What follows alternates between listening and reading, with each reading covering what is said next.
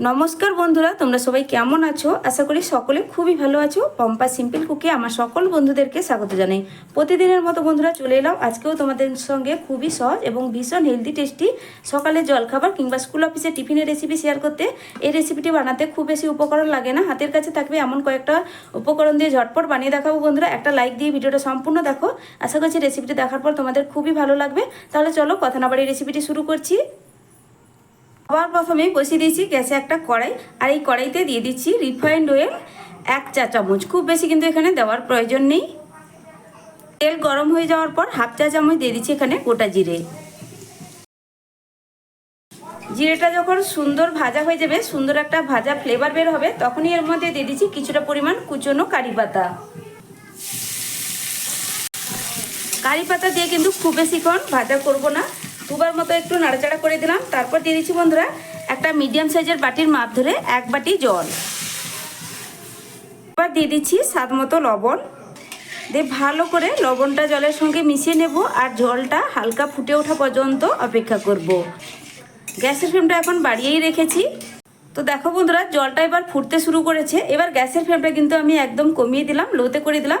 দিয়ে যেই বাটির মাপ করে আমি জল দিয়েছিলাম ওই বাটিরই 1 বাটি সুজি দিয়ে দিলাম। তো সুজিটা দেওয়ার পর খুব ভালো করে কিন্তু নাড়াচাড়া করতে হবে, না হলে কিন্তু সুজিটা এখানে দলা ধরে যেতে পারে। এখানে অনবরত নাড়াচাড়া করে এখানে সুজির একটা ডো রেডি করে নেব।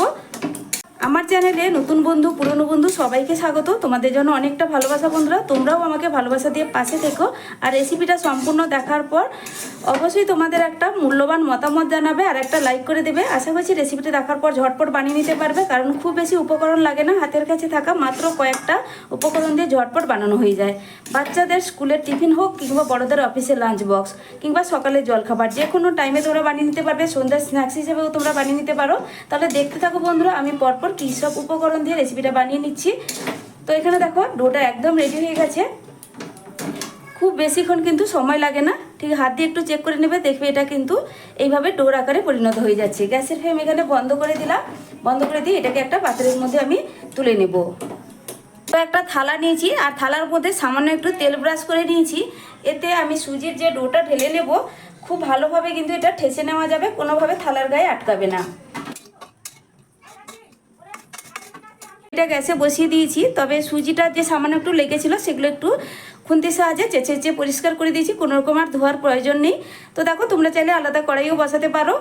তো এবার আমি সেই কড়াইতেই দিয়ে দিচ্ছি সর্ষের তেল, তবে সর্ষের তেলের জায়গায় আবারও তোমরা এখানে রিফাইন্ড অয়েল ব্যবহার করতে পারো। আমি এখানে একটা স্টাফিং রেডি করে নেব, তার জন্য দিয়ে দিলাম সামান্য অল্প পরিমাণ এখানে 1 চা চামচে 2 চামচ মতো সর্ষের তেল। তো তেলটা দেওয়ার পর তেল গরম হয়ে গেছে, এবার দিয়ে দিচ্ছি 1/2 চা চামচ গোটা জিরে। তো জিরেটা যখন ভাজা হয়ে যাবে তখন এর মধ্যে দিয়ে দিচ্ছি একদম সামান্য একটু গ্রেট করা আদা, পরিমাণটা দেখে নিশ্চয়ই বুঝতেই পারছো বন্ধুরা, আর 3 কোয়া রসুন। তো আদা রসুনটাকে আমি গ্রেট করে নিয়েছি, এর সঙ্গে মানে একসঙ্গেই দিয়ে দিলাম। একটু নাড়াচাড়া করে ভেজে নেব। এখানে কাঁচা পাকা লঙ্কা নিয়েছি 2টো, এখানে 2টো লঙ্কা ব্যবহার করলাম, ছোট ছোট করে এইভাবে কুচিয়ে দিয়ে দিলাম। তবে ঝালটা তোমরা যে যেভাবে পছন্দ করো সেই বুঝেই দিয়ে দিবে। দিয়েছি একটা বড় সাইজের কুচনো পেঁয়াজ। পেঁয়াজের পরিমাণটা একটু বেশি রাখলেই এই স্টাফিংটা খেতে খুব ভালো লাগে। এবার সব কিছু একটু নাড়াচাড়া করে ভেজে নেব। পেঁয়াজের কালারটা হালকা একটু চেঞ্জ হওয়া পর্যন্ত এখানে ভেজে নিতে হবে। এরপরে দিয়ে দিচ্ছি সামান্য একটু ক্যাপসিকাম কুচি। ক্যাপসিকামটাকেও বন্ধুরা পেঁয়াজের সঙ্গে একটু নাড়াচাড়া করে ভেজে নেব। এবার দেখো বন্ধুরা, পেঁয়াজ আর ক্যাপসিকামটা হালকা আমার কিন্তু ভাজা হয়ে গেছে। এখন আমি দিয়ে দিচ্ছি এখানে একটা ছোট সাইজের কুচনো টমেটো, দিয়ে দেবো স্বাদ মতো লবণ, হলুদের গুঁড়ো দেওয়ার পর খুব ভালোভাবে মশলার সঙ্গে মিশিয়ে নিচ্ছি। লবণ দেওয়ার কারণে টমেটো খুব তাড়াতাড়ি নরম হয়ে যাবে। বন্ধুরা দিয়ে দেবো 2টো মিডিয়াম সাইজের আলু, আমি সেদ্ধ করে খোসা ছাড়িয়ে আলুটাকে কিন্তু এখানে ম্যাশ করে রেখেছিলাম। এবার এই সেদ্ধ আলু এর মধ্যে দিয়ে দিতে হবে। যেহেতু সেদ্ধ করার সময় লবণ দিয়ে সেদ্ধ করেছি, সেই জন্য মশলার পরিমাণ অনুপাতে আমি লবণের ব্যবহার করেছি। তোমরাও বন্ধুরা লবণটা দেখে বুঝেই ব্যবহার করবে। মশলার সঙ্গে ভালো করে মিশিয়ে আলুটাকে একটু রান্না করে নিতে হবে। এবার সবশেষে দিয়ে দিচ্ছি কিছুটা পরিমাণ গরম মশলার গুঁড়ো, আর দিয়ে দেবো বন্ধুরা কিছুটা পরিমাণ কুচনো ধনেপাতা। তবে এখন তো গরমের সিজন, হাতের কাছে যদি ধনেপাতাটা না থাকে তাহলে তোমরা ধনেপাতাটা বাদ দিতে পারো। আর একটু চটপটা টেস্ট আসার জন্য দিয়ে দেবো সামান্য একটু লেবুর রস। এবার খুব ভালো করে সব কিছু মিশিয়ে নিলেই আলুর স্টাফিং বা মশলা আলুর একদম রেডি। তো একদম রেডি হয়ে গেছে। গ্যাসের ফ্লেম বন্ধুরা বন্ধ করে দিয়েছি। এটাকে একটা পাত্রে তুলে রাখছি। হালকা কিন্তু একটু এইভাবে ছড়িয়ে দিতে হবে, এটাকে একটু ঠান্ডা করে নিতে হবে। তো বন্ধুরা সুজিটাকে যে এক সাইডে সরিয়ে রেখেছিলাম, এবার এটাকে একটু ঠেসে ঠেসে ডোর আকারে পরিণত করে নেব। তো তার আগে তোমরা কিন্তু অবশ্যই হাতে সামান্য একটু তেল লাগিয়ে নেবে। আমি কিন্তু সামান্য একটু 2-1 ফোঁটা তেল হাতে লাগিয়ে নিয়েছি, দিলে ভালো করে এটা কিন্তু ঠেসে নেওয়া যাবে। এই টিফিন রেসিপিটি বন্ধুরা একবার বাড়িতে বানিয়ে খেয়ে দেখো, দেখবে বাচ্চা থেকে বড় সবাই ভীষণ পছন্দ করবে।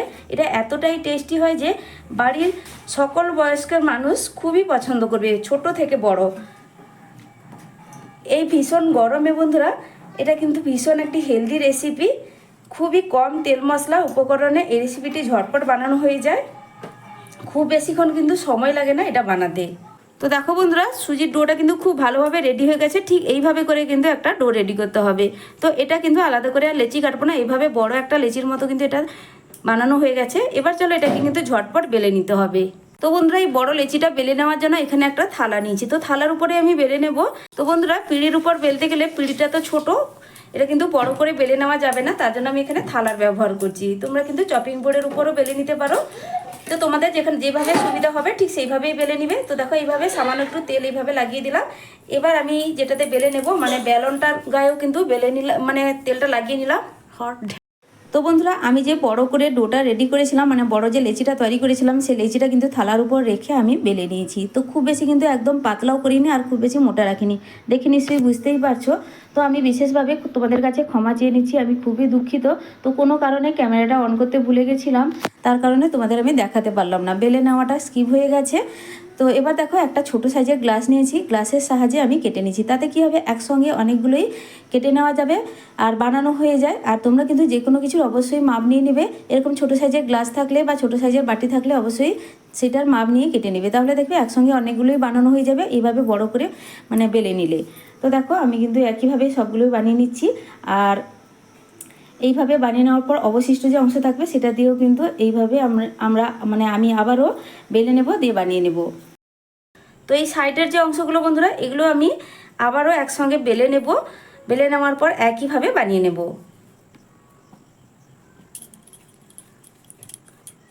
এগুলোকে এক সাইডে সরিয়ে রাখছি, এটাকেও একইভাবে বেলে নিই।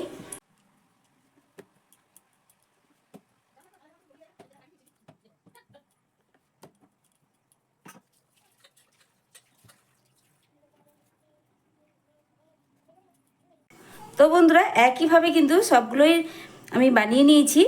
এবার আমি যে আগে থেকে আলু স্টাফিংটা বানিয়ে রেখেছিলাম এটা কিন্তু অনেকটাই ঠান্ডা হয়ে গেছে। এবার চলো এগুলোকে কিভাবে আমি বানিয়ে নিচ্ছি দেখো। এবার এখান থেকে যে আলুর স্টাফিংটা এখান থেকে কিছুটা নিয়ে নিলাম, দিয়ে হাতের সাহায্যে একটু গোল পাকিয়ে নেব। তারপর দেখো বন্ধুরা হাতের সাহায্যে একটু এইভাবে চ্যাপটা করে দিতে হবে। তারপরে এখান থেকে সুজির এই যে আমি রুটির মতো করে বানিয়ে রাখলাম এর মাঝখান বরাবর এইভাবে দিয়ে দেব। খুবই ইজি, একবার দেখলে তোমরা কিন্তু খুব সহজেই বানিয়ে নিতে পারবে। এবার দেখো আবারও একটা এই বানিয়ে রাখা সুজির এই যে মানে রুটির মতো করে বানালাম, আবারও একটা উপর থেকে রেখে দিলাম। তো তৈরি হয়ে গেল এখানে আমার একটা কিন্তু খুব সহজে এইভাবে বানিয়ে ফেললাম। এবার এটাকে এক সাইডে সরিয়ে রাখছি। চলো ঝটপট আবারও একটা তোমাদের দেখিয়ে দিচ্ছি। কিছুটা আলু স্টাফিং এইভাবে নিতে হবে, হাতের সাহায্যে প্রথমে একটু গোল পাকিয়ে নিতে হবে, তারপর হালকা হাতে একটু চ্যাপটা করে নিতে হবে, তারপর এই মাঝখান বরাবর এইভাবে দিতে হবে। এবার আবারও একটা উপর থেকে এইভাবে দিয়ে দেব, বাস রেডি হয়ে গেল আবারও একটা। এইভাবে বন্ধুরা সবগুলোই বানিয়ে নেব প্রথমে। তো বন্ধুরা দেখো সবগুলোই বানানো হয়ে গেছে, দেখতে কতটা সুন্দর হয়েছে। তো বন্ধুরা গ্যাসে একটা ফ্রাইং প্যান বসিয়ে দিয়েছি। এবার দেখো বন্ধুরা 2 চামচ মতো রিফাইন অয়েল দিয়ে দেবো, খুব বেশি কিন্তু এখানে তেলের প্রয়োজন নেই। তেলটা চারদিকে একটু ছড়িয়ে দেব। এবার এই টিফিনগুলোকে ভেজে নিতে হবে। গ্যাসের ফ্লেমটা হাইতে রেখে এই টিফিনগুলো ভাজতে হবে, কোনোভাবেই কিন্তু গ্যাসের ফ্লেম কমিয়ে রাখবে না, যেহেতু একটা সুজি দিয়ে বানানো হয়ে গেছে।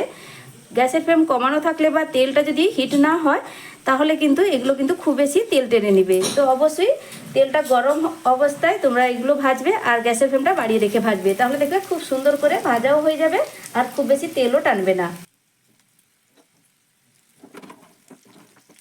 তো এক সাইড যখন কালার চেঞ্জ হবে তারপর কিন্তু এগুলোকে উল্টে দিতে হবে। দেখো বন্ধুরা কালার কিন্তু সুন্দর একটা কালার চলে এসছে। এবার এগুলোকে একে একে উল্টে দিচ্ছি।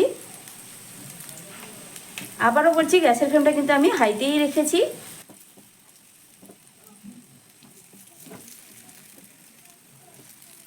আমার চ্যানেলে আজকে নতুন কোনো বন্ধু হয়ে থাকলে আমার রেসিপি যদি পছন্দ হয় অবশ্যই কমেন্ট করে জানাবে। আর চ্যানেলটা ঘুরে দেখার অনুরোধ রইল।